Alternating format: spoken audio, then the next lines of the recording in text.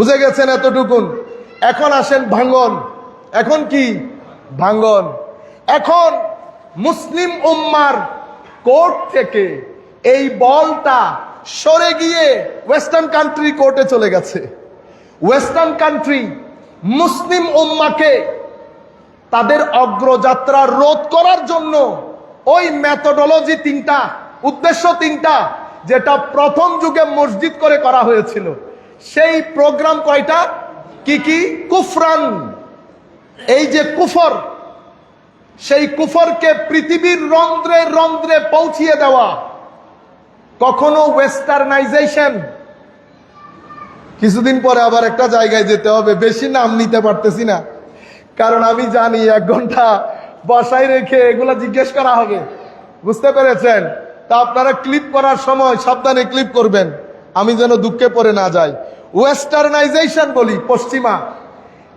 বুঝতে পেরেছেন? Secularisation, modernisation, modern. আপনারা বুঝতে পেরেছেন? এগুলার ভিতরে আসল জিনিস হচ্ছে কুফর। কিন্তু কুফরকে খাওয়ানোর জন্য একজনের বার্গার দিছে, কমা ইয়েন খাওয়াইবে তুই আর আগে হইতে, মানে এটা খাওয়া বা এটা একটা জিনিস হলো বার্গারের ভিতরে কি একটা ঢুকাই দিছ বার্গার নাম, মানে বানের ভিতরে কি একটা ঢুকাই বার্গার। হ্যাঁ, চিকেন ফ্রাই, জানি চিকেন, এটা আমরা আগে করতাম না। মুরগিরে তেলের মধ্যে বাইচা খাইয়া ফেলতাম, তখন মুরগি ভাজা, এটা হয়ে গেছে এখন চিকেন ফ্রাই। বিরিয়ানি ভাত, এটা একটা জিনিস হলো, এদিকে মুরগি রান্না করলাম, এদিকে সাদা ভাত মিক্স করে দিলে সাদা ভাতের কালার চেঞ্জ হয়ে গেছে, সাদা ভাত কি হয়ে গেল? বিরিয়ানি। ঠিক সেইভাবে ওয়েস্টার্ন, মানে ওই জিনিসটাকে, কুফরকে পরিচিত করার জন্য কখনো ওয়েস্টার্নাইজেশন, কখনো সেকুলারাইজেশন, কখনো মডার্নাইজেশন, অনেক নামে প্রচার করা। নাম্বার 1, ওয়া তাফরীকাম বাইনাল মুমিনিন, মুসলিম সমাজের মধ্যে অনৈক্য তৈরি করা। আপনারা বুঝতে পেরেছেন? এবং যারা কুফরকে পৃথিবীর রন্ধ্রে রন্ধ্রে পৌঁছানোর জন্য কাজ করছে, তাদেরকে ডিফেন্ড করা। এই তিনটা মূল উদ্দেশ্যকে সামনে রেখে মুসলিম দুনিয়ার উপরে 2 ধরনের আক্রমণ হয়েছে। একটা আক্রমণ ভিতরগত, একটা আক্রমণ বহির্গত, একটা বাইরের, একটা ভিতরে। বাইরে থেকে যারা আক্রমণ করেছে, তারা 2টা শব্দকে সামনে রেখে মুসলিম দুনিয়ার ত্রুটি চেপে ধরেছে। এই 2টা শব্দের, একটা শব্দের নাম ডেমোক্রেসি, গণতন্ত্র, আরেকটা শব্দের নাম হিউম্যান রাইটস, মানবাধিকার। শুনতে খুব দারুণ না? গণতন্ত্র শুনতে খুব দারুণ না? সরকারকে উঠাইতেছে গণতন্ত্রের নামে, বসাইতেছেও গণতন্ত্রের নামে, ফিলিস্তিনকে মেরে কেটে একাকার করে দিচ্ছে মানবাধিকারের নামে।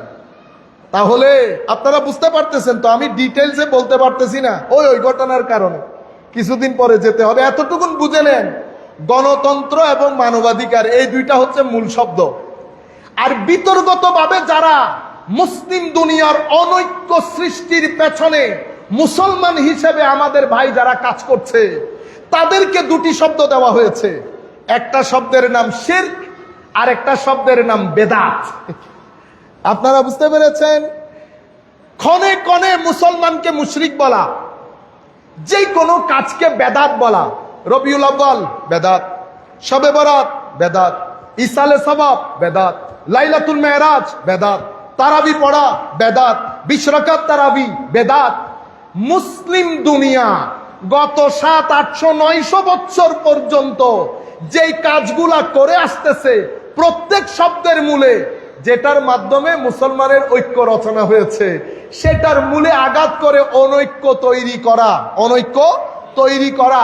এটার জন্য 2টি শব্দ মুসলমান তরুণ প্রজন্মের কানে কানে পৌঁছিয়ে দিতে গত 2016 সাল পর্যন্ত, গত 70 বছরে মুসলিম দুনিয়ার উপরে 65,000 কোটি টাকা খরচ হয়েছে। কয় কোটি? এর চেয়েও বেশি, কম হবে? আপনারা বুঝতে পেরেছেন? অনরাব এত তাড়াতাড়ি অধৈর্য হইতো না। আমি এখনো সূচনা বক্তব্যে আছি, মূল বক্তব্যে যাই নাই। ধৈর্য ধারণ করতে হবে। বহুত বড় জিহাদ, বহু বড় আমার যতটুকুন স্বভাব আপনাদের স্বভাব তারও বেশি, আপনাদের স্বভাব তারও বেশি। তাইলে কয়টি শব্দ মুখস্থ করে ফেলতে হবে? একটা হচ্ছে ডেমোক্রেসি, গণতন্ত্র, আর একটা হচ্ছে হিউম্যান রাইটস, মানবাধিকার। এদিকে শিরক এবং বেদাত। এই বেদাত বলে বলে মুসলিম উম্মার তরুণ প্রজন্মের কানে পৌঁছানো হয়েছে। মুসলিম সমাজ বেদাতে ভরে গেছে। সেটা আমার স্যার যে নতুন বলেছেন তা না, স্যার অনেক দিনের কথাকে নিজের মুখে প্রচার করেছেন, জাতির সামনে তুলে ধরা হয়েছে। কারণ উন্নত বিশ্ব চাচ্ছে পৃথিবী যেন গডলেস হোক। তো গডলেস দুনিয়া বানানোর জন্য তরুণ প্রজন্মকে মাজার বিমুখ করা। কি বিমুখ করা? মাজার বিমুখ। মাজারের জিয়ারতে দোষ নাই এটা আমরা বলতেছি না। সংস্কার দরকার, সংস্কার হবে। আপনারা বুঝতে পেরেছেন? সংস্কার হবে, কিন্তু মাজার বিমুখ করা, মাজার পূজা, মাজার পূজা, মাজার পূজা। আমাদের ভাইদের মাধ্যমে ভাইদেরকে জিজ্ঞেস করতে ইচ্ছে করে, ভাই মুসলমান দুনিয়ার মানুষ ভাত পায় না, চাল পায় না, ডাল পায় না। কেউ আওয়ামী লীগ করে, কেউ বিএনপি করে, কেউ জাতীয় পার্টি করে, সাদাবাজি করেও খাইতে পারতেছে না, কারণ টাকা নাই পকেটে। কিন্তু আমার ভাইদের কাছে এত টাকা। আওয়ামী লীগ, বিএনপি, জাতীয় পার্টি আরো কি কি আছে না, কিছু রাখতেছে। এই কমিউনিটি সেন্টার মোড় থেকে কর্নেলহাট যাওয়া পর্যন্ত রাস্তা আছে বাকি। উভয় পাশে কি? উভয় পাশে সব ব্যান না? সেই ব্যান আমরা সবাই দেখতেছি না? কখনো আমাদের আওয়ামী লীগের ভাইরা খেয়েছে, এখন আল্লাহ পাক জানে কারা খাইতেছে। হ্যাঁ, রেসিডেন্সিয়াল এরিয়াতে গার্মেন্টস হয়। রেসিডেন্সিয়াল এরিয়াতে, আমি জানি আপনাদের খারাপ লাগবে, আমার একটা সমস্যা হচ্ছে, আমার ভয় লাগে না। আপনারা বুঝতে পারতেছেন? রেসিডেন্সিয়াল এরিয়াতে গার্মেন্টস হয়। আপনি না শহরে থাকেন, আমি শহরে থাকি না, আমি এই দেশে থাকি, এলাকায় থাকি। আপনার দাফনটা কিন্তু ঠিকই আমাদের কবরস্থানে এসে করবেন, আপনার মসজিদের কবরস্থানে। রেসিডেন্সিয়াল এরিয়াতে কেমনে গার্মেন্টস হয়? গার্মেন্টস করে কাট্টলি এলাকার মতো একটা আজিম এলাকাকে বরবাদ করে রেখে দিয়েছে। সব জায়গায় রাজনীতিকরণ। সেই কারণে মনে শান্তি, লাখ টাকা, মনে শান্তি নাই। তো বলতেছি আমাদের ভাইয়েরা এই 2-4 টাকা তুলে খাইতে পারতেছে না, কিন্তু আমাদের ভাইয়েরা ওমা মেডিকেল, ব্যাংক করতে করতে এখন আমার স্বাভাবিক একটা ছোট ছেলেরও তো প্রশ্ন জাগবে, হুজুর মুসলমানরা গরিব, আপনারা এত পয়সা লাগে কেন? কেউ না কেউ তো দিয়েছে। কে দিয়েছে? কেন দিয়েছে? কি কারণে দিয়েছে? আপনারা বুঝতে পেরেছেন? বেদাত এবং শিরকের এই দুইটা প্রোডাক্ট আপনাদেরকে বুঝে, আপনাদের ব্রেইন ওয়াশ করার জন্য, জাতির মধ্যে বিভাজন করার জন্য, উগ্রতাবাদী যেই ধর্ম, যেটা আমার নবীর জমানায় যুলখুয়াইসার আত-তামিমির মাধ্যমে শুরু হয়েছে, যেটার মাধ্যমে পরবর্তীতে খারেজিয়ত অস্তিত্বে এসেছে, যেটার মাধ্যমে কারবালা হয়েছে, যেটার মাধ্যমে অতঃপর সালাফিবাদ, এর পরবর্তীতে তাইমিবাদ, এর পরবর্তীতে আমাদের মিডল ইস্ট, নাম আর বলতেছি না, মিডল ইস্ট। এখান থেকে গত 15-20 বছরে পৃথিবী দেখেছে মুসলিম দুনিয়ার উপর কিভাবে বোমাবাজি হয়েছে। কারা করেছে? আজকেরা আমেরিকা করতেছে। পাকিস্তানের বোমাবাজি, সিরিয়ার বোমাবাজি, ইয়েমেনের বোমাবাজি, এই যে সাইদ রমাদান বুতিকে হত্যা করা, নুরুল ইসলাম ফারুকিকে হত্যা করা, 2006 সনে বাংলাদেশের বিভিন্ন অঞ্চলে বোমাবাজি করা, এটা কারা করেছে? আমাদের ভাইয়েরা করেছে। বুঝে হোক, হোলি আর্টিজানের ঘটনা কে করেছে? স্যারকে বলছি, স্যার কি করলেন আপনি এই কাজ? সামান্য একটা কথা বলে আপনি হয়তো বুঝতেছেন না, আপনি যেই জায়গা থেকে কথা বলেছেন, ওই জায়গা থেকে কথা বলে লাখো তরুণকে আপনি গোরামির দিকে ঠেলে দিয়েছেন। আপনাকে বিনয়ের সাথে অনুরোধ করব, বুখারী শরীফ খুলেন, কিতাবুল খাওয়ারেজ, খারেজিদের অধ্যায় পড়েন, ইসলামের ইতিহাসে খারেজিদের অধ্যায় পড়েন। কি হত্যাযজ্ঞ খারেজিরা করেছে সেই যুগ থেকে এই যুগ পর্যন্ত। আপনি একবারও চিন্তা করেন নাই নুরুল ইসলাম ফারুকিকে যে ব্যক্তি হত্যা করেছে সেই ব্যক্তিও কিন্তু এই বেদাতের প্রবক্তা। সাইদ রমাদান বুতিকে সিরিয়াতে যারা হত্যা করেছে তারা এই বেদাতের প্রবক্তা। মুসলমান দেশে যারা যেখানে বোমাবাজি করেছে প্রত্যেক ব্যক্তি এই বেদাতের প্রবক্তা। তারা মনে করে আমরা মুসলমান না, আমরা মুসলমান না। তারা মনে করে আমি যেহেতু মিলাদ মাহফিল করি আমি মুসলমান না, বেদাতি। মাজারে যাই আমি বেদাতি, মিলাদুন্নবী করি বেদাতি, মাযহাব অনুসরণ করি বেদাতি। আপনি বেদাত মানি যেহেতু মুসলিম সমাজে বেদাত করছেন, সেই হেতু আপনাকে হত্যা করলে কোনো দোষের কোনো কিছুই নাই। এই মেসেজটা স্যার আপনি জাতিকে দিয়ে দিয়েছেন। আমি অনুরোধ করব আপনাকে স্যার, যদি সুযোগ হয় আপনারা আমাদেরকে ডাকতে পারেন, আপনারা অন্য ধরনের আলেমকেও ডাকেন, আমাদেরকে কথা বলার তো একটু সুযোগ দেন। কারণ আপনি যখন কোনো নির্দিষ্ট আয়াতকে নিজের মাইন্ডসেট অনুযায়ী পিক আপ করে ওই আন্দাজে ব্যাখ্যা বিশ্লেষণ করবেন, পৃথিবীর সব কিছু আপনাকে বেদাতি মনে হবে। আপনি ওই মুদ্রাটাকে অন্য পিক করে দেখেন। আমি ব্যাকগ্রাউন্ড বলার পরে দ্রুততার সাথে মূল টপিকে ঢুকে যায়। এটা এখানেই রাখি, যেহেতু আপনারা বুঝতে পেরেছেন যে পৃথিবীতে এই পর্যন্ত আমার নবীর সময়কাল থেকে আজকের দিন পর্যন্ত মুসলিম দুনিয়ার মধ্যে কিছু ছেলেপুলে আছে যারা মাইন্ডসেটের দিক থেকে অতীব উগ্র। তারা মনে করে আমরা যে হানাফি মযহাব অনুযায়ী নামাজ পড়ি শুদ্ধ না। স্যার বলেছেন না নামাজে বেদাত। কেন বুঝেছেন? 950 বছর পর্যন্ত স্যার কোন ইমামের বুঝে আসে নাই। আপনি কি সালাউদ্দিন আইয়ুবীর চেয়ে বড় হয়ে গেছেন স্যার? যে জিনিস সালাহুদ্দিন আইয়ুবীর বুঝে আসে নাই সেটা আপনার বুঝে এসে গেছে। আমি সালাউদ্দিন আইয়ুবী এক নামে বলে ফেলছি, যেটা সুলতান বাবরের বুঝে আসে নাই সেটা আপনার বুঝে এসেছে।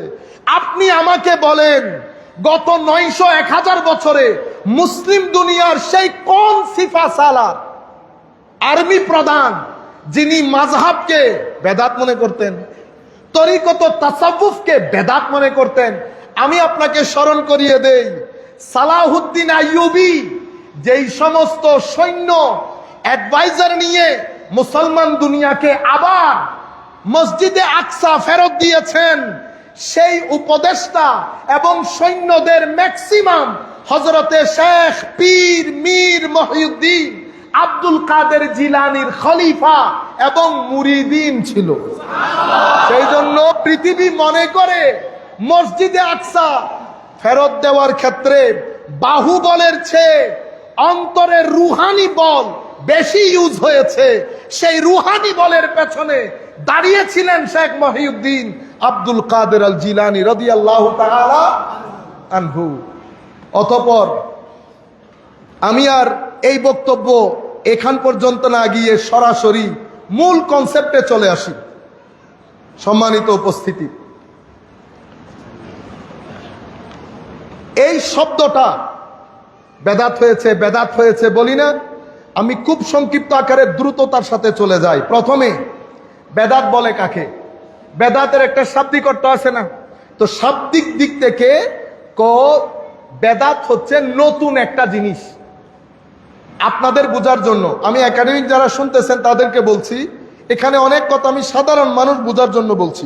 মূল বক্তব্যটা এমন কাজ যেটা এখন হচ্ছে, আগে কখনো হয় আলা গায়রি মিসালিন সাবেক, এর মেসাল আগে পাওয়া যায় না। এই ক্ষেত্রে আল্লাহ রাব্বুল আলামিন নিজেকে বলেছেন বাদিউস সামাওয়াতি ওয়াল আরদ। তাইলে বাদিউস সামাওয়াতি ওয়াল আরদ, আল্লাহ এই বাদিউ বাদা বেদাতের যেটা মূল শব্দ, বাদিউর একই মূল শব্দ। তাইলে বেদাত বলতেই কন্ডেমড না, যদি অ্যাপ্লিকেশন গলত হয় তখন কন্ডেম। বাদিউস সামাওয়াতি ওয়াল আরদ মানে আল্লাহ রাব্বুল আলামিন যিনি আসমান জমিনকে পূর্বের কোন মেসাল বাদে, কোন এক্সাম্পল বাদে, কোন প্যাটার্ন বাদে যিনি না থেকে হ্যাঁ করেছেন তাকে বলা হয় বাদি। আর উর্দুর মধ্যে বলা হলে, আমি তার অত উর্দু জানি না, গ্রামাটিক্যাল ভুল হবে, বেদাত করনে ওয়ালা, বিধাত কারণেওয়ালা বেদাত করেছেন, মানি সৃষ্টি করেছেন। কিসে? আসমান এবং জমিনকে কোন পূর্বের কোন মেসাল বাদে। এটার উপর ভিত্তি করে কোরআনে পাকের আরো একটা আয়াতে বলা হচ্ছে, কুল মা কুনতু বিদআম মিনার রুসুল। বিদআম, আপনারা শব্দের মধ্যে মিল খুঁজে পাচ্ছেন না? বিদআম, আমি নতুন কোন রসুল না। তাইলে বেদাতের মূল শব্দের মধ্যে একটা নতুনত্ব আছে, যাহা আগে হয় নাই। এখন বেদাতের পারিভাষিক অর্থ কি? পারিভাষিক অর্থ হচ্ছে, ইমাম ইবনু রজব হাম্বলি ওনার কিতাব জামিউল উলুম ওয়াল হিকাম, এই কিতাবের মধ্যে বলছেন, আল মুরাদু বিল বিদআহ, বেদাতের উদ্দেশ্য হচ্ছে এমন কাজ যেটার উপরে শরীয়তের মধ্যে কোনো দলিল নাই। শরীয়তের মধ্যে কোনো দলিল নাই। সেই দলিল ডাইরেক্টলিও হতে পারে, সেই দলিল ইনডাইরেক্টলিও হতে পারে, প্রত্যক্ষভাবে হতে পারে, পরোক্ষভাবে হতে পারে। যদি শরীয়তের মধ্যে প্রত্যক্ষ পরোক্ষ কোনো দলিল না থাকে, এই কাজ যদি হয়, তখন এটাকে কি বলে? বেদাত বলে। আর যদি ওয়া আম্মা মা কানা লাহু আসলুম মিনাশ শারঈ ইয়াদুল্লু আলাইহি ফালাইসা বিবিদআতিন শারআন, যদি শরীয়তের মধ্যে, কোরআন হাদিসের মধ্যে এটার প্রত্যক্ষ পরোক্ষ দলিল থাকে, তো এইটা শারঈ বেদাত। যেই বেদাতকে আমার নবী পথভ্রষ্টতা বলেছেন, এই বেদাত হবে না। তাইলে সব বেদাত কি না? পরিত্যাজ্য না। আগে দেখতে হবে এটার কোনো ডাইরেক্ট ইনডাইরেক্ট দলিল শরীয়তের মধ্যে আছে কিনা, অথবা এই দলিল শরীয়তের সাথে সাংঘর্ষিক হয়েছে কিনা। তাইলে আপনারা মোটামুটি এই শাব্দিক এবং পারিভাষিক। এখন হযরতে ইবনু হাজার আসকালানী রাদিয়াল্লাহু তাআলা আনহু, স্যার এই যে বলে ফেললেন বেদাত বেদাত ছেয়ে গেছে, খুব ভালো হইতো কোন একজন আলেম দেখে যদি জিজ্ঞেস করতেন, উম্মতে মুসলিমার বড় বড় আলেমগণ এই ব্যাপারে কি বলে গেছেন, আমাকে একটু শোনান। ইবনু হাজার আসকালানী ফাতহুল বারির মধ্যে উনি উল্লেখ করছেন, ওয়াত তাহকিক, এই ব্যাপারে যদি মূল কথা বলতে হয়, মোদ্দা কথা, তো বলবো আন্নাহা ইনকানাত মিম্মা তানদারিজু তাহতা মুস্তাহসানিন ফিশ শারঈ ফাহিয়া হাসানা। যদি আমাদেরকে দেখতে হবে যে এই যে নতুন কাজ, এটার নেচার, প্রকৃতি কি, যদি এটা মুস্তাহসান হয়, ভালো হয়, তাইলে এটাকে তো আপনি কি বলতে পারবেন না? পরিত্যাজ্য বলতে পারবেন না। আর যদি এটা কবি হয়, খারাপ জিনিস, যেটার কোনো আসল দলিল শরীয়তের মধ্যে নাই, পরিত্যাজ্য। কিন্তু সবকিছুকে ডালাও ভাবে পরিত্যাজ্য বলতে পারবেন। মিলাদুন নবী যেহেতু নতুন, পরিত্যাজ্য। ইসালে সওয়াব নতুন, পরিত্যাজ্য, এটা বলতে পারবেন না। আগে দলিলের চুলছাড়া বিশ্লেষণ করতে হবে। দলিল যদি আমাকে বলে পরিত্যাজ্য, পরিত্যাজ্য। দলিল যদি আমাকে বলে না পরিত্যাজ্য হবে না, তাইলে পরিত্যাজ্য হবে না। আচ্ছা, একটু পরে মজা পাবেন। হযরত আয়েশা সিদ্দিকা রাদিয়াল্লাহু তাআলা, আমাদের ভাইয়েরা অসংখ্য ভাই এই হাদিসটা পড়ে, কেন আমার নবী হাদিস, আমার স্যারও এই কথা পড়বেন, এটাই পড়বেন স্যার। আপনার সাথে কথা হলে আপনি হয়তো এই দলিলই পড়বেন, মান আহদাসা ফি আমরিনা হাযা মা লাইসা মিনহু ফাহুয়া রাদ। মান আহদাসা, যেই ব্যক্তি শুরু করলো, আবিষ্কার করলো, ফি আমরিনা হাযা, আমার এই দ্বীনের মধ্যে, আমার এই দ্বীনের মধ্যে,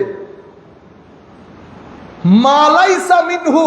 স্যার, আমার নবী যদি বলতেন আমার এই দ্বীনের মধ্যে কোন ব্যক্তি যদি কোনো কিছু আবিষ্কার করে, সেটা মারদুদ, রিজেক্টেড, পরিত্যাজ্য, এটা বলেন নাই। হাদিসের মধ্যে অংশ দুইটা, একটা হচ্ছে আবিষ্কার করেছে, মা লাইসা মিনহু, যেটার কোনো দলিল শরীয়তে নাই। আমার নবী কথা বলেছেন দুইটা, আমার ভাইয়েরা কথা বলে একটা। তাহলে আমার আল্লাহ বলছে, আমার নবী বলছেন যে এই ব্যক্তি শরীয়তের মধ্যে নতুন কোনো কিছু আবিষ্কার করলো যা শরীয়তের মধ্য থেকে নহে, মানে শরীয়তে যেটা ডাইরেক্ট ইনডাইরেক্ট কোনো দলিল নাই, সেটাই মারদুদ, পরিত্যাজ্য হবে। আমার নবী কন্ডিশন দিয়েছেন দুইটা, একটা মানাহাদাসা ফি আমরিনা হাজা, আর একটা মালাইসা মিনহু। অর্থাৎ আমার নবীর শর্ত দুইটা, একটা হচ্ছে নতুন কাজ হইতে হবে, আর একটা হচ্ছে এটার কোনো দলিল শরীয়তে থাকতে পারবে না। আমরাও বলছি নতুন কাজ শরীয়তের কোনো দলিল নাই, তখন সেটা পরিত্যাজ্য হবে। আপনারা বুঝতে পেরেছেন? এবং একই রেওয়ায়তের মধ্যে হযরতে আয়েশা সিদ্দিকার আরেকটা রেওয়ায়ত, মান আহদাসা ফি আমরিনা হাজা মা লাইসা ফিহি ফাহুয়া রাদ। শর্ত দুইটা, আপনারা বুঝতে পেরেছেন তো? নতুন আবিষ্কার এবং শরীয়তের কোনো দলিল নাই। আমার নবী যদি বলতেন নতুন আবিষ্কার হলেই বেদাত, বাস হয়ে যাইতো, আর কোনো ধরনের কথার প্রয়োজন ছিল না। আমি একটা একটা করে দিয়ে যাই, আপনারা যেন ক্লিপ বানাইতে সুযোগ সহজ হয়। এখন আমার নবী সাল্লাল্লাহু আলাইহি ওয়াসাল্লাম, তাইলে নতুন কাজ পরিত্যাজ্য কখন হবে? ভেরি সিম্পল, কাজ নতুন। ঈদে মিলাদুন নবী আপনি যদি বলেন সাহাবায়ে কেরাম করেন নাই, আমরা করছি, আমরা পরে আসব, তাইলে আমি চেক কিভাবে করব? প্রথমে শরীয়তে এটার কোনো দলিল থাকতে পারবে না। উলামায়ে কেরাম যখন ওয়াজ করেন আগে কোরআনের আয়াত বলেন না, কোরআনের আয়াত পড়েন, তাইলে দলিল না থাকলে আয়াত পাইলো কোথায়? সেই দলিল ডাইরেক্ট হতে পারে, সেই দলিল ইনডাইরেক্ট হতে পারে। তাইলে বেদাত পরিত্যাজ্য হবে যদি সেটার উপরে কোনো ডাইরেক্ট বা ইনডাইরেক্ট দলিল না থাকে। আমি 3 সেন্টেন্সে বলবো, আপনারা দয়া করে মুখস্থ করে ফেলবেন। বেদাত পথভ্রষ্টতা হবে যদি সেটার উপরে শরীয়তের ডাইরেক্ট ইনডাইরেক্ট, প্রত্যক্ষ পরোক্ষ কোনো দলিল না থাকে। 2, যদি সেটা শরীয়তের কোনো উসুল, কোনো মূলনীতির সাথে সাংঘর্ষিক হয়। 2, 3 নাম্বার, কেউ যদি এই বেদাতকে ফরজ হিসেবে পালন করে, যারা পালন করে না তাদেরকে কাফের মনে করে, তাহলে সেই বেদাত পরিত্যাজ্য। কয়টা বলেছি? 3টা। একদম সহজ না, মুখস্থ করে ফেলেন। যেটা কোনো প্রত্যক্ষ পরোক্ষ দলিল কোরআন সুন্নাহর মধ্যে নাই, যেটা শরীয়তের মূলনীতির সাথে কন্ট্রাডিক্টরি, সাংঘর্ষিক। 3, যেটা মানুষ ফরজ মনে করে পালন করে, যারা পালন করে না তাদেরকে কাফের মনে করে, সেটা হলে সেই বেদাত কি হবে? পরিত্যাজ্য হবে। সম্মানিত উপস্থিতি, এখন আসেন, স্যার আমার স্যার কুল্লু বিদআতিন দালালা করেছে, কিন্তু এই কথা আমার নবী কোন হাদিসে বলেছে? আজকের দিন পর্যন্ত আমি কোন হুজুরকে এই পুরা হাদিস পড়তে শুনি। আপনারা শুনেছেন? স্যার আজকে দয়া করে আমাদের এই বক্তব্য যাওয়া গেলে আপনার প্রতি অনুরোধ থাকবে, আপনি পুরা হাদিসটা গুগল থেকে বের করে যদি পড়েন, দুধ কা দুধ পানি কা পানি হয়ে যাবে, কাউকে আর জিজ্ঞেস করতে হবে না। আসেন আমরা পুরা হাদিস পড়ি। এই হাদিস আবু দাউদ শরীফে এসেছে, তিরমিজি শরীফে এসেছে, ইবনু মাজাহ শরীফে এসেছে। কি বলেছে? হযরতে ইরবাজ বিন সারিয়া রাদিয়াল্লাহু তাআলা আনহু, সাল্লা বিনা রাসূলুল্লাহ সাল্লাল্লাহু আলাইহি ওয়াসাল্লাম যাতা ইয়াউমিন, আমার নবী আমাদের সাথে একদিন নামাজ আদায় করলেন। সুম্মা আকবালা আলাইনা, নামাজ আদায় করে আমাদের দিকে মুখ করে বসলেন। ফাওয়াজানা মাউইজা বালিগা, এমন ওয়াজ করলেন আমার নবী, জারিফাত মিনহাল উয়ুন, সাহাবায়ে কেরামের চোখ টল টল করে পানি পড়ছে, সিনা ভেঙে যাচ্ছে। আমাদের মধ্যে প্রত্যেক ব্যক্তি বুঝতে পারলো হয়তো আমার নবী দুনিয়া থেকে চলে যাবেন। সাহাবায়ে কেরামের সিনা ভেঙে গেছে, সাহাবায়ে কেরাম বেদনায় বিচ্ছেদে প্রত্যেকের চোখ পানি, অজর ধারায় চোখ দিয়ে পানি পড়ছে। সাহাবায়ে কেরাম বলছেন, মনে হচ্ছিল এটা আমার নবীর জিন্দেগিতে শেষ ওয়াজ হচ্ছে। তখন আমার নবী বললেন, তখন এক ব্যক্তি, ফাকালা কাইলুন, এক সাহাবী উঠে বললেন, ইয়া রাসূলুল্লাহ সাল্লাল্লাহু আলাইহি ওয়াসাল্লাম, কান্না হাযিহি মাউইজা, হুজুর দেখতে তো মনে হচ্ছে এটা আপনার জীবনের শেষ ওয়াজ। হুজুর আমাদেরকে কিছু নসিহত করেন। এটা বলার পরে ফকাল, আমার নবী বলছেন, উসিকুম বিতাকওয়াল্লাহ ওয়াসসাম ওয়াত্তাআ। হে আমার সাহাবায়ে কেরাম, যেখানে থাকো, যে অবস্থায় থাকো, তোমাদেরকে আমি তাকওয়ার নসিহত করছি। সব সময় তাকওয়া পরহেজগারি নিয়ে চলবে, অর্থাৎ যাহা আল্লাহ আল্লাহ রসুল নিষেধ করেছেন তা থেকে বেঁচে থাকবে, যাহা করতে বলেছেন করবে। এবং আপনি দেখেন, আপনি এই হাদিসের মাধ্যমে আমার নবীর ইশারা আপনি ইজিলি বুঝে যাবেন কোন কনটেক্সটের ভিত্তিতে আমার নবী এই হাদিস বলেছেন। আমার নবী বলেছে ওয়াসসাম ওয়াত্তাআ ওয়া ইন আবদান হাবশিয়া, যদি কোন হাবশি গোলামও তোমাদের খলিফা নিযুক্ত হয়, তোমাদের শাসক নিযুক্ত হয়, খবরদার বিদ্রোহ করবা না, সব সময় আনুগত্য বজায় রাখবা। আপনি দেখতেছেন আমার নবী হাদিসটাকে কোন দিকে নিয়ে যাচ্ছেন। নসিহত করতে বলেছেন, আমার নবী তাকওয়ার নসিহত করলেন, শাসকের প্রতি আনুগত্যের নসিহত করলেন। বলেছেন কোন হাবশি গোলামও যদি শাসক হয়, খবরদার বিদ্রোহ করবে না। এরপরে আমা ফাইন্নাহু মাইয়াইশ মিনকুম বাদি ফাসায়ারা ইখতিলাফান কাসীরা, কারণ তোমাদের মধ্যে, কি বলছেন, তোমাদের মধ্যে যারা আমার পরে বেঁচে থাকবে, কাদেরকে বলছেন?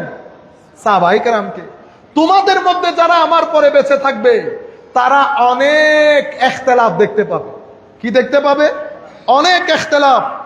ফাআলাইকুম বিসুন্নতি, ওই ইখতিলাফ মত পার্থক্যপূর্ণ পরিস্থিতিতে তোমরা আমার পদ্ধতি,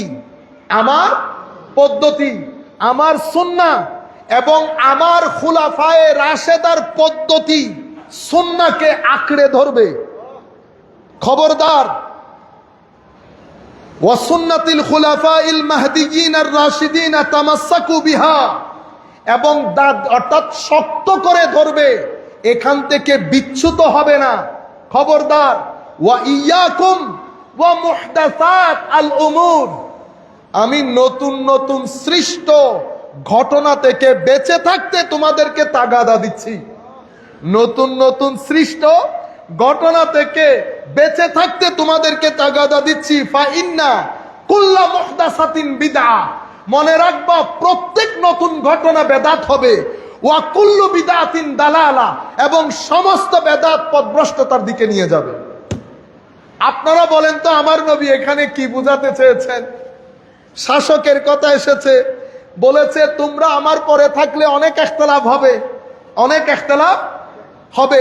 ওই ইখতিলাফপূর্ণ পরিস্থিতিতে শাসকের প্রতি আনুগত্য বজায় রাখবে, আমার সুন্নাহ, আমার নিয়ম, আমার খুলাফায়ে রাশেদার নিয়ম সুন্নাহ আঁকড়ে ধরবে। নতুন নতুন পরিস্থিতি দেখলে খুলাফায়ে রাশেদা যে রাস্তা দিয়ে হেঁটেছে সেই রাস্তা দিয়ে হাঁটবে। মনে রাখবে, খুলাফায়ে রাশেদা আমার সুন্নতের বাইরে নতুন যত রাস্তা হবে বেদাত হবে, প্রত্যেক বেদাত পথভ্রষ্টতার দিকে নিয়ে যাবে। এটা কি আমার নবী মিলাদুন নবীর কথা বলছে? এটা হাদিস পড়লে এবং আমার নবীর পরবর্তীতে পরিস্থিতিগুলা পড়লে একটা পাগলও বুঝতে পারবে হাদিসের মধ্যে আমার নবী ইশারা কি দিয়েছেন। আমার নবীর পরে সাহাবায়ে কেরাম, ওই সময়কাল, পরবর্তী সময়কাল, উসমানে গনির সময়কাল, হযরত আলীর সময়কাল, আমি আপনাদেরকে একটা একটা করে দুই একটা বললে আপনারা বুঝতে পারবেন। আমার নবী দুনিয়া থেকে গিয়েছেন, আবু বকর সিদ্দিক তশরিফ আনলেন। আবু বকর সিদ্দিকের সময় এই মুসলমানদের মধ্যে কয়জন নবী দাবি করেছে? আপনারা একজনকে চিনেন, আরো অনেকজনকে চিনেন না। আসওয়াদ আনসা নবী দাবি করেছে, আমার নবী বলেছেন না। মুসাইলামাতুল কাজ্জাব নবী দাবি করেছে। তুলাইহাল আসাদি নবী দাবি করেছে। হযরতে আবু বকর সিদ্দিকের সময়কালে বাহরাইনের অঞ্চলে অসংখ্য মুসলমান দিন ছেড়ে মুরতাদ হয়ে গেছে, কেউ যাকাত দিতেও স্বীকার করছে। হযরতে উসমানে গনির সময়কালে হযরতে ফারুকে আজম শাহাদাত বরণ করেছে। কার হাতে? কার হাতে? কাফেরের হাতে। আমি জমিতুল ফালাই বলি নাই, এই বেদাত পন্থীদের হাতে। অতিরিক্ত বেদাত বলার লোকের হাতে। হযরতে আলী কাররামাল্লাহু ওয়াজহাউল করিম শাহাদাত বরণ করেছে কার হাতে? অতিরিক্ত বেদাত বললে ওয়ালার হাতে। হযরতে উসমানে গনি শাহাদাত বরণ করেছে কার হাতে? অতিরিক্ত বেদাত বললে ওয়ালার হাতে। ইমামে হাসান শাহাদাত বরণ করেছে কার হাতে? অতিরিক্ত বেদাত বললে ওয়ালার হাতে। ইমামে হুসাইনেরটা আপনাদের সামনে। অতঃপর অসংখ্য আলে রসুল জীবন দিয়েছেন এই অতিরিক্ত বিদাত বলনে ওয়ালাদের হাতে। এভাবে আমার নবী সাল্লাল্লাহু আলাইহি ওয়াসাল্লাম, যেটার কারণে হযরতে আবু বকর সিদ্দিক রাদিয়াল্লাহু তাআলা আনহু বলেছেন, যা তোমরা আমার নবীর জামানায় দিতে এমন একটা রশি দিতেও যদি অস্বীকার করো, আমি তোমাদের বিরুদ্ধে যুদ্ধ করব। তোমরা যদি নামাজ, সালাত এবং যাকাতের মধ্যে ফারাক তৈরি করো, তোমাদের বিরুদ্ধে যুদ্ধ করব। এই আন্দাজে ফিতনার বাজার যখন আসমানে, তখন আমার নবীর জামানায় প্রথম বিদাত তৈরি হচ্ছে। আপনারা জানেন প্রথম বেদাত কি? প্রথম বেদাত হচ্ছে শানে রসুলের রিসালতে বেয়াদবি করা। মুসলমানদের মধ্যে প্রথম বেদাত করেছে যুলখুয়াইসারা আত-তামিমি। যুলখুয়াইসারা আত-তামিমি যেই ব্যক্তি আমার নবীকে বলেছেন যে আপনি যেই স্বর্ণ বন্টন করেছেন, আপনার বন্টন প্রক্রিয়া এটা ঠিক হয় নাই, এটা ঠিক হয় নাই। স্বজন প্রীতি করেছেন। আমার নবী বলেছেন, বেকুব বলে কি, আমি যদি আদালত প্রতিষ্ঠা না করি, আমি স্বজন প্রীতি করলে জামানার মধ্যে ন্যায় বিচারের কথা কে বলবে? সে পিঠ দিয়ে আমার নবীর দরবার থেকে চলে গেছে রাগ করে। ফারুক আজম বলেছে, ইয়া রাসূলুল্লাহ, আমাকে অনুমতি দেন, আমি এই ব্যক্তিকে হত্যা করি। সেই ব্যক্তিকে দেখিয়ে আমার নবী বলেছেন, ফারুক হত্যাযোগ্য না, তুমি এখন হত্যা করলে মুনাফিকরা বলবে মুহাম্মদ সাল্লাল্লাহু আলাইহি ইসলাম নিজের লোকজনকে হত্যা করা শুরু করেছে। সে ব্যক্তি পিঠ দিয়ে চলে যাচ্ছে। আমার নবী বলেছেন, এই ব্যক্তির উদর থেকে কিছু মানুষ আসবে, তাদের আশা বন্ধ হবে না, কিয়ামত পর্যন্ত আসবে। সারের প্রতি বিনয়ের সাথে অনুরোধ, আমার নবীর স্পষ্ট হাদিস, এই ব্যক্তির উদর থেকে কিছু মানুষ আসবে, কিয়ামত পর্যন্ত আসবে, তাদের আখেরি দল দাজ্জালের সাথে গিয়ে মিশবে। তারা আমার উম্মতকে হত্যা করবে, কাফেরকে ছেড়ে দিবে, মুখের কথা মিষ্টি হবে, অন্তর নেকড়ে বাঘের মতো হবে। নামাজ, তাসবিহ, তাহলিল, রোজা, যাকাত, মুসলমান সাহাবায়ে কেরামকে বলতেছেন, তোমাদের চেয়েও বেশি হবে, তোমাদের চেয়েও বেশি হবে। কোরআনের তিলাওয়াত এমন ভাবে করবে মনে হবে কোরআন তাদের জন্য, তারা কোরআনের জন্য, অথচ কোরআন তাদের বিপক্ষে সাক্ষী দেবে। তারা কোরআন এমন ভাবে পড়বে জবান ভিজা থাকবে, এতদ সত্ত্বেও দিন থেকে বের হয়ে কতটুকুন যাবে? যেভাবে তীর ধনুক থেকে ছেড়ে দিলে যেভাবে তীর ফেরত আসে না, অনেক দূরে চলে যায়, সেভাবে দিন থেকে তারা খারিজ হয়ে যাবে। আপনারা বুঝতে পেরেছেন? সেই খারেজিয়ত, এই ফিতনা, আমার নবী কোন বেদাতের কথা বলেছেন আর আপনি কোন বেদাতে নিয়ে এসেছেন? আমার নবী খারিজিদেরকে বুঝাচ্ছেন, খবরদার, শাসক যেই হোক না কেন বিদ্রোহ করিও না। হযরতে নবী পাকের জামানায় বিয়াদবির মাধ্যমে নিজেদের আইডিওলজিক্যাল উত্থান করে। হযরত ফারুক আজমের জামানায় চুপ থাকে, যেহেতু লাঠি বড় ছিল। উসমানে গনির জামানায় আস্তে আস্তে দল পাকাইতে শুরু করে। আমরা করি না আমার ভাইয়েরা? এই মসজিদের মধ্যে আমরা ধরেন অন্য ধরনের নামাজ শিক্ষা দিব, যেটার দিকে আমার স্যার ইঙ্গিত দিয়েছেন, এমনি করে নামাজ পড়েছেন আমার নবী। কিন্তু ভাই, আপনি কিন্তু আমার নবী পড়েছেন ওই হিসাবে না, আপনি একটা আইডিওলজিকে প্রতিষ্ঠা করতে চাইতেছেন। আপনাকে রিক্রুট করা হয়েছে। আমি সমালোচনা করছি না, ফ্যাক্টটা তুলে ধরতেছি। আমাদের ভাই এখানে অনেকেই ফাইন্যান্সিয়াল ক্রাইসিসের মধ্যে আছেন, অনেকে আছেন। তাকে যদি বলে ৬-৭ হাজার টাকা দিব, তুমি এই আন্দাজে নামাজ পড়ো, সে না আগে বুঝছে না পরে বুঝছে। তার তো কোনো দোষ নাই, তার টাকার দরকার। পেটে ভাত না থাকলে দিন শুদ্ধ রাখবে কি করে? সে মেনে নিয়ে, সেও জানে প্রত্যেক এলাকার মধ্যে একটা বড় ভাই থাকে, বড় ভাইয়ের পকেটে কিছু টাকা আসে। আপনারাই বলেন, বড় ভাই কিছু করে না কিন্তু চলে। কেমনে চলে? দুই অবস্থা থেকে খালি না, হয় আল্লাহ খাওয়ায়, নতুবা অজাগা থেকে তুলে আনেন।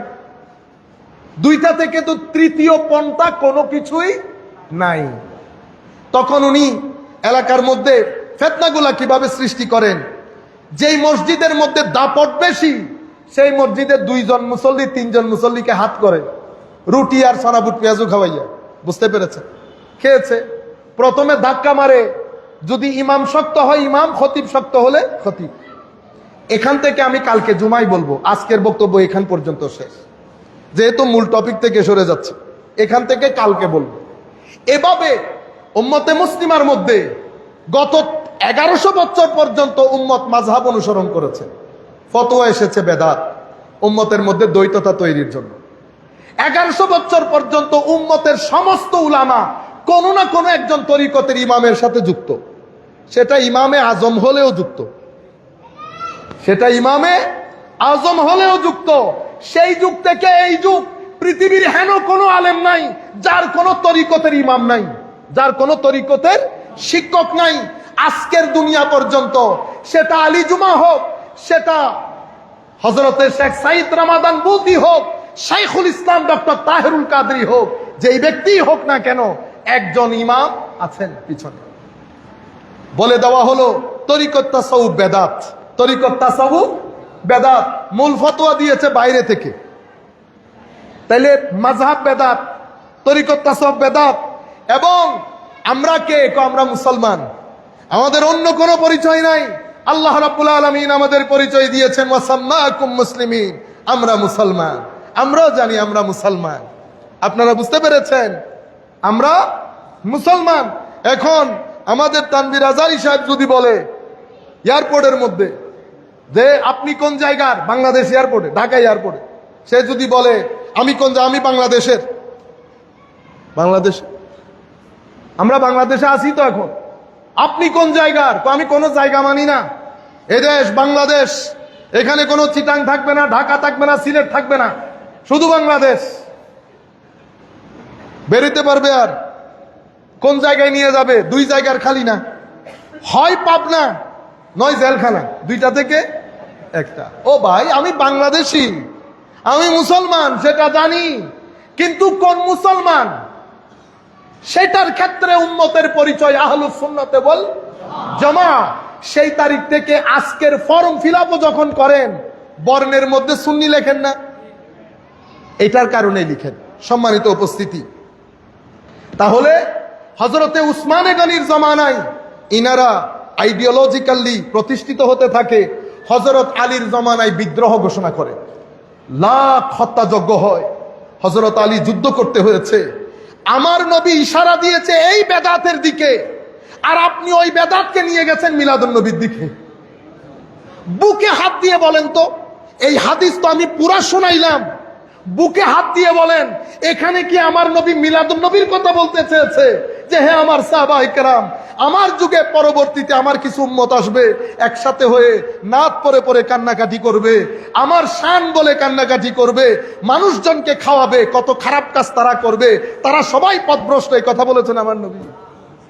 আমার নবী বলেছেন উসমানে গনির জামানায় যারা উসমানে গনির বিরুদ্ধে বিদ্রোহ করে হযরত আলীকে দুর্নাম করেছেন, আইডিওলজিক্যালি প্রতিষ্ঠিত হয়েছেন, হযরত আলীর জামানায় বিদ্রোহ ঘোষণা করে হত্যাযজ্ঞ করেছেন, আমার নবী বলছেন তাদের কথা আপনি নিয়ে আসলেন। সেই জন্য কোন ভাই আজকের দিন পর্যন্ত, আমাদেরও বয়স এত কম হচ্ছে না তো, আমরা যদি বক্তব্যের বয়সও ধরি, বক্তব্যের বয়স তো 2005 থেকে 2026 কয় বছর হয়েছে? 21 বছর বক্তব্যের বয়স হয়ে গেছে। এই আর পরে ছাত্র জীবন সহ যদি অ্যাড করি তো মিনিমাম 40 বছর হবে। এই 40 বছরে আরবে, আজমে, ওয়েস্টার্ন কান্ট্রিতে, ইউরোপিয়ান কান্ট্রিতে, স্ক্যান্ডিনেভিয়ান কান্ট্রিতে, বাংলাদেশে কোন দেশে এই পুরা হাদিস বলতে কাউকে শুনি মাঝখান থেকে বাইর করে কুল্লু বিদআতিন। আগে কি বলছে আমার নবী ভাই? আপনারা বুঝতে পেরেছেন? ফাকতুলুল মুশরিকিনা হাইসু ওয়াজাদতুমুহুম, মুশরিকদেরকে যেখানে পাও হত্যা করো। করবেন? করবেন না। আয়াত যেখানে এসেছে সেই আয়াতে রাখতে হবে আয়াতকে। আগের 2 আয়াত, পিছনের 2 আয়াত পড়লে না কনটেক্সট বুঝতে পারবেন। আপনারা বুঝেছেন? আচ্ছা, এরপরে সাল্লাল্লাহু আলাইহি ওয়াসাল্লাম। আমরা আর একটু সংক্ষিপ্ত করে মূল বক্তব্যের আরো কয়েকটা গুরুত্বপূর্ণ অংশ রয়ে গেছে। একটু দরুদ শরীফ পড়েন, আল্লাহুম্মা সাল্লি আলা সাইয়্যিদিনা মুহাম্মাদিন ওয়া আলা আলি সাইয়্যিদিনা মুহাম্মাদিন ওয়া বারিক ওয়া সাল্লিম। আসেন এবার কোরআন শরীফের আয়াত, কারণ স্যার আবার বলবে কই কোরআনের আয়াত তো পড়লেন না। স্যার একটু ধৈর্য ধারণ করাইতেছি, আস্তে ধীরে, এখন তো শুরু করি নাই, এখনো শুরু করি নাই। খুব ভালো হইতো যদি 2 দিনের 5 ঘন্টা 5 ঘন্টা 10 ঘন্টা সেশন পাইতাম, কুল্লুম কুলা বলা যাইতো। কোরআনে পাকের মধ্যে আল্লাহ রাব্বুল আলামিন ইরশাদ করেন, তার আগে আপনাদেরকে একটা কথা বলে নেই, শুধুমাত্র নতুন কাজ হওয়ার কারণে এটার উদ্দেশ্য কি, এটার স্বরূপ কি, এটার উপযোগিতা কি, উদ্দেশ্য কি, মাহিয়ত কি, এফাদিয়ত কি, মাকসাদিয়ত কি, মশরুইয়ত কি, মানে আয়াত, চাহিদা, ডিমান্ড, আলোচ্য বিষয়, কনটেক্সট, অবজেক্টিভ সব কিছু বুঝা বাদে শুধু নতুনের উপর ভিত্তি করে যদি বাদ করে দেন, তাইলে তো সাহাবায়ে কেরামের জামানা থেকে শুরু করে সলফে সালেহিন উম্মত পর্যন্ত লাখো জিনিস বাদ দিয়ে দিতে হবে। পারবেন বাদ দিতে? হযরত আবু বকর সিদ্দিক কোরআনকে জমা করেছেন, শুধু নতুন কাজ বাদ দিতে পারবেন? উসমানে গনি আজানের মধ্যে, জুমার মধ্যে খুতবার আগের আজানটা বৃদ্ধি করেছেন, আমার নবীর যুগে ছিল না, বাদ দিতে পারবেন? হযরতে ফারুক আজম বা জামাত তারাবি করছেন, বাদ দিতে পারবেন? শুধু নতুন হিসাবে না, শুধু নতুন এটা না, দলিল দেখবেন, মাহিয়ত দেখবেন, মাকসাদিয়ত দেখবেন, মাশরুইয়ত দেখবেন, এর পরবর্তীতে এফাদিয়ত দেখবেন, অর্থাৎ স্বরূপ, উপযোগিতা, উদ্দেশ্য, শরীয়তের মধ্যে দলিল, এগুলা সব কিছু দেখে আপনি সিদ্ধান্ত নেবেন। যদি এক নাগারে বলেন বেদাত বেদাত বেদাত, এটা রুয়ে জমিনের মধ্যে কেউ বলে নাই, রুয়ে জমিনের মধ্যে কেউ বলে নাই। আসেন কোরআনে পাকের মধ্যে আমার আল্লাহ সূরা হাদিদের 27 নম্বর আয়াতের মধ্যে বলছেন, এটা আমাদের আজকের বিষয়ে কোরআনে পাকের আয়াত। সুম্মা কাফাইনা আলা আতারিহিম বিরুসুলিনা ওয়া কাফাইনা বিঈসা ইবনে মারইয়াম ওয়া আতাইনাহুল ইনজিলা ওয়া জাআলনা ফি কুলুবিল্লাযিনা ইত্তাবাউহু রাফাতান ওয়া রাহমা ওয়া রাহবানিয়াতান। এখান থেকে এবার শুনেন, একটু একটু চোখ কান সব খোলা রেখে, ওয়া রাহবানিয়াতান ইবতাদাউহা, ইবতাদাউহা বেদাতের সাথে মিল আছে না? এতটুকু না আরবিতে আপনাদের বুঝার কথা। ইবতাদাউহা বেদাতের সাথে মিল আছে তো? ওয়ামা কাতাবনাহা আলাইহিম ইল্লা ইবতিগা রিদওয়ানিল্লাহ ফিমা ফামা রাআউহা হাক্কা রিআয়াতিহা ফাআতাইনাল্লাযীনা আমানু মিনহুম আজরাহুম ওয়া কাসীরুম মিনহুম ফাসিকুন। আমার আল্লাহ ইরশাদ করছেন, এই যে রাসূল, একটার পর একটা রাসূল পাঠিয়েছি ধারাবাহিকভাবে, এই ধারাবাহিকতায় হযরত ঈসা আলাইহিস সালাম এসেছেন। ওয়া আতাইনাহুল ইনজিল, ওনাকে আমি ইনজিল কিতাব দান করেছি। ওয়া জাআলনা ফি কুলুবিল্লাযিনা ইত্তাবাউহু রাফাতান ওয়া রাহমা, হযরত ঈসা আলাইহিস সালামকে যারা অনুসরণ করতেন আমি তাদের ভিতরে বিশেষ মায়া মমতা দান করেছি। বুঝেছেন? ওয়া রাহবানিয়াতান, বৈরাগ্যবাদ,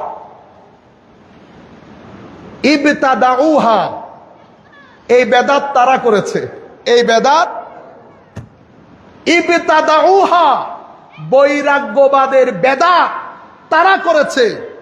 মা কাতাবনাহা আলাইহিম, আমি কিন্তু এটা তাদের উপর ফরজ করি নাই। ইল্লা ইবতিগা রিদওয়ান, রিদওয়ানিল্লাহ, এই বেদাত তারা করেছে আল্লাহর সন্তুষ্টির জন্য, এই বেদাত তারা করেছে আল্লাহর সন্তুষ্টির জন্য। এটা বৈরাগ্য বেদাত আমি তাদের উপর ফরজ করি নাই। ফামা রাআউহা হাক্কা রিআয়াতিহা, কিন্তু এই বেদাত, বৈরাগ্যবাদের যে বেদাত, এটার যে মূলনীতি, এটার যে ধরন, এটার যে গঠন, এটার যে আকৃতি, এটার যে প্রকৃতি, এই সব কিছু পরবর্তীতে আসা লোকজন মেইনটেইন করতে পারে নাই। দরবারের ওলি রাতে তাহাজ্জুদ পড়তেন, সারাদিন মখলুকাতের খেদমত করতেন, জিক্রে ইলাহির মধ্যে থাকতেন। পরবর্তীতে আসা ছেলে নাতিরা এটা মেনটেন করতে পারে নাই। আপনারা বুঝতে পেরেছেন? পাহাড়ে চলে গেছে, আল্লাহ উনাদের আজর উনাদেরকে দান করেছেন, জমানার মধ্যে রাজা বানিয়ে দিয়েছেন, মুকুটহীন সম্রাট বানিয়ে দিয়েছেন। কিন্তু পরবর্তীতে আসা আউলাদরা সেই আদব রক্ষা করতে পারে নাই। একই কথা আমার আল্লাহ এখানে বলতেছেন যে আমি ঈসা আলাইহিস ইসলামের উম্মতের মধ্যে তাদের পারস্পরিক, তাদের ভিতরে রহমত দান করেছি, এবং তারা আরেকটা বেদাত করেছে। সেটা কোনটা? বৈরাগ্যবাদ, বিয়ে শাদী না করে নির্জনে বসবাস করা। এটা কিন্তু আমি তাদের উপর ফরজ করি নাই, এটা তারা নিজে নিজে বেদাতটা করেছে। কিন্তু কেন করেছে? আল্লাহর সন্তুষ্টির জন্য। কিন্তু পরবর্তীতে আসা তাদের জেনারেশন এটার যে হুকুক, এটার যে নিয়ম নীতি পালন করতে, ধরে রাখতে পারে নাই। ফাআতাইনাল্লাযীনা আমানু মিনহুম আজরাহুম, তাদের মধ্যে যারা মুমিন আমি তাদের আজর তাদেরকে দিয়ে দিয়েছি। ওয়া কাসীরুম মিনহুম ফাসিকুন, তাদের মধ্যে বেশিরভাগ ফাসিক, তাদের মধ্যে বেশিরভাগ। স্যারের কাছেও প্রশ্ন, আপনাদের কাছেও প্রশ্ন। আমার আল্লাহ এখানে বেদাতকে পরিত্যাজ্য বলেছেন, বলেছেন বৈরাগ্যবাদের বেদাত তারা করেছে, আমি ফরজ করি নাই। করেছে কেন? আল্লাহ সন্তুষ্টির জন্য। যদি বেদাত বলতেই পরিত্যাজ্য হতো, আমার আল্লাহ তো এখানে বলে দিতেন বৈরাগ্যবাদের বেদাত তারা করেছে, যারা করেছে তারা সবাই পথভ্রষ্ট। যে কথা আমার আল্লাহ বলেন নাই স্যার, এই কথা বলাও বড় বেদাত। যে কথা আমার আল্লাহ বলেন নাই, আমি অনুরোধ করব আপনি ভাই বিরাদার নিয়ে হাসি মুখে ঠাট্টা মশকরা করে আমার এই বক্তব্য শুনিয়েন, ভালো লাগবে আপনার। আল্লাহুম্মা সাল্লি আলা সাইয়্যিদিনা মুহাম্মাদিন ওয়া আলা আলি সাইয়্যিদিনা মুহাম্মাদিন ওয়া বারিক ওয়া সাল্লিম। এই আয়াতের ব্যাখ্যা যদি মুফাসসিরিনে কেরাম কি বলেছেন, যদি এটা শুধু এই আয়াতের ব্যাখ্যা করি তো আমাদের ছাত্র পুত্র তানভীর আজহারী সাহেবকে বসাই দিল 2-3 ঘন্টা বলতে পারবে। তাইলে এই আয়াতের ব্যাখ্যায় আমি যাব না। আমি যে কনসেপ্টটা বুঝাইতে চাচ্ছি যে সকল বেদাত পরিত্যাজ্য না, এটা কোরআনের আয়াতের মাধ্যমে স্পষ্ট ভাষায় প্রতিষ্ঠিত হয়ে গেছে। কারণ আমার আল্লাহ বলছেন এটা বেদাত, তবে আল্লাহর সন্তুষ্টির জন্য করেছে। বুঝতে পেরেছেন আপনারা?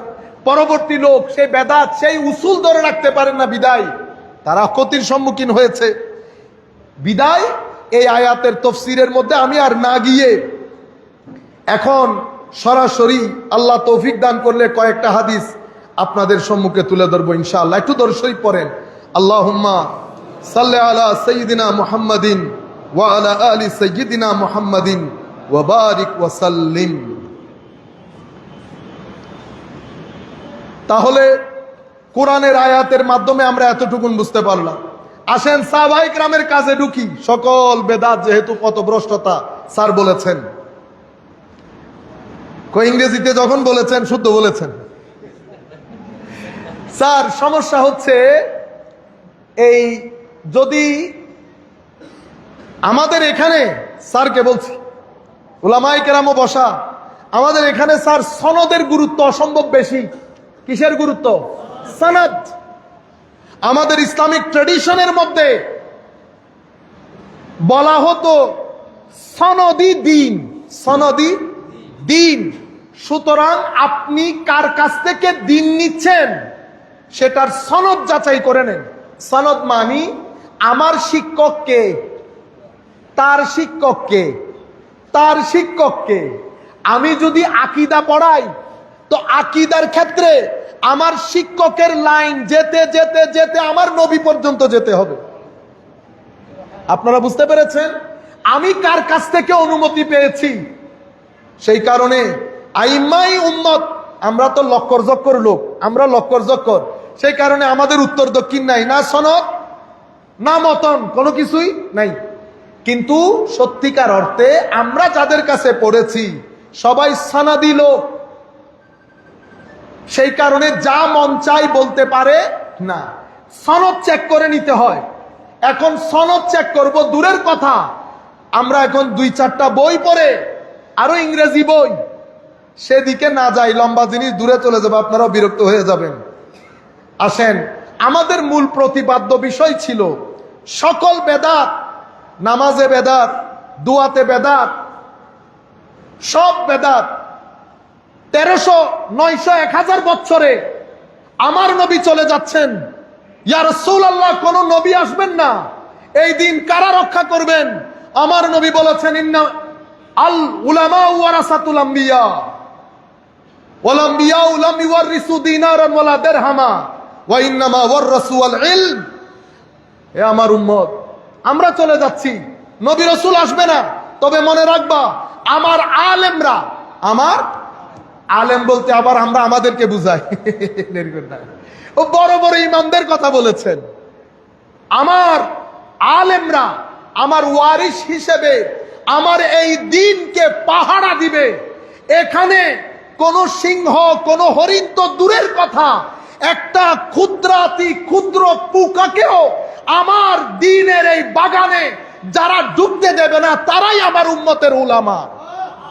আমরাও বলছি, ইয়া রাসূলুল্লাহ, আমরা হয়তো সেই উলামা না, আমরা আপনার উলামাদের জুতা যারা পরিষ্কার করে আমরা তাদের গোলাম। আমরাও বলছি, ইয়া রাসূলুল্লাহ, রিসালাতের বাগান থেকে মাইলকে মাইল দূরে যেই সমস্ত লোক পাহারা দেয়, আমরাও সেই পাহারাদাতাদের অন্যতম। জিন্দেগি যতদিন আছে, যেই বলুক, যেখান থেকে বলুক, যেভাবেই বলুক, এই কণ্ঠ কখনো বন্ধ হবে?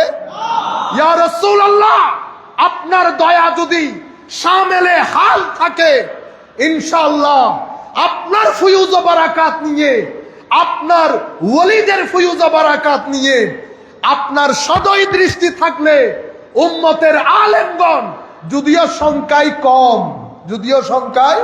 কম, কিন্তু সৎকে সৎ হিসেবে জাতির সম্মুখে তুলে ধরছে, সামনেও তুলে ধরবে। কিয়ামতের দিন সকালবেলা হলেও একজন হলেও আমার নবীর উম্মতের গোলাম বেঁচে থাকবে, যারা জাতিকে সত্যের পথ দেখাবে। দাড়ি যতই রাখেন, দাড়ি, হায় হায় হায়, আমাদের বিচারক হাবিবুর রহমান সাহেব দাড়ি রেখেছেন, দেখতে ফেরেশতার মতো লাগতো। অসংখ্য লোক দাড়ি রেখেছে, ফেরেশতার মতো লাগে। আপনি আমার নবীর উম্মতের মধ্যে দূরত্ব তৈরির জন্য, শত্রুতা সৃষ্টির জন্য দাড়ি যখন রাখবেন, জাতি দেখলেই বুঝতে পারবে ভিতরে গন্ডগোল আছে। শানের রিসালাতের বেয়াদবি বড় আজি, চেহারা পরিবর্তন হয়ে যায়। স্যারকেও বলতেছি, স্যার আয়নায় নিজের চেহারা একবার দেখে নিবেন, আগেরটাও দেখে নিবেন, পরেরটাও দেখে নিবেন, দুধ কা দুধ পানি কা পানি হয়ে যাবে। তো বলতে চাচ্ছিলাম, আল্লাহুম্মা সাল্লি আলা সাইয়্যিদিনা মুহাম্মাদিন ওয়া আলা আলি সাইয়্যিদিনা মুহাম্মাদিন বারিক ওয়া সাল্লিম। উম্মতের উলামা কয় ধরনের? কেউ রেওয়ায়তের, কেউ দেরায়তের, মানে রেওয়ায়তের সমুদ্রে ডুব দিয়ে হুকুম আহকাম বের করে হাতে তুলে রাখে, প্রশ্ন আসার আগে উত্তর দিয়ে দেয়। আর কেউ সুলুক ও তরিকতের, দিন কোরআন এবং সুন্নাহ সামনের দিকে যাচ্ছে, পিছনে হাতে হাত ধরে 3 শ্রেণীর ইমাম দাঁড়ানো, মুহাদ্দিস দাঁড়ানো, মুফতি দাঁড়ানো, ওলি দাঁড়ানো, 3 জন একজন আরেকজনের হাত ধরে কোরআন সুন্নাহ সামনের দিকে যাচ্ছে। যখনই আধুনিকতা, এইথিজম, সেকুলারিজম যখনই এই দ্বীনের সামনে চ্যালেঞ্জ হিসেবে দাঁড়ায়, পিছনে 3 শ্রেণীর উলামা এসে সামনের বাতটা সরিয়ে দেয়, ইসলামের পানি সামনের দিকে যেতে থাকে। কোন আধুনিকতা আজকের দিন পর্যন্ত কোরআন এবং সুন্নতের সামনে আধুনিক হিসেবে কোরআনকে ব্যাকওয়ার্ড বলতে পারে নাই। সেটা আমেরিকার হার্ভার্ডেও বলতে পারে নাই, ঢাকা ইউনিভার্সিটিতেও বলতে পারে নাই, কিয়ামত পর্যন্ত বলতে পারবে। বাইরে থেকে আপনি যতই মডার্নাইজেশন দেখান, লাভ নাই। কেউ করতে পারে নাই, কেউ করতে পারবে না। কানাডার বুকে। আসসালামু আলাইকুম রহমতুল্লাহ। আলহামদুলিল্লাহ, এতক্ষণ যে আলোচনা শুনলেন সাইফুল আজম বাবর আজহারি সুন্দর করে গুছিয়ে কোরআন হাদিস থেকে মুসলমানের ভিতরে কীভাবে বিভিন্ন দল উপদল হয়েছে, প্রাঙ্গণ শুরু হয়েছে, বুঝিয়ে সুন্দর করে বুঝিয়ে বলছেন। আশা করি ভিডিওটি সম্পূর্ণভাবে দেখলে বুঝতে পারবেন মুসলমান বাঙ্গাধারা কীভাবে বিভক্ত হওয়ার কারণ কি, বেদাত থেকে আসলো, কীভাবে আসলো, সামনে ভিডিওতে আসবে পাবেন। আমাদের স্যারের কথা বলছে, স্যার সেনাপ্রধান কীভাবে বেদাত নিয়ে কথা বলবে, বিভিন্নভাবে এগুলো সামনে ভিডিওতে তুলে ধরা হবে। ইনশাল্লাহ আশা করি ভিডিওটা দেখে সত্যিটা বুঝতে পারবেন, সঠিক পথে আসবেন। উম্মতের একমাত্র সঠিক দল হচ্ছে আহলে সুন্নাত ওয়াল জামাত, তাদের পাশে থাকবেন। আসসালামু আলাইকুম ওয়া রাহমাতুল্লাহ।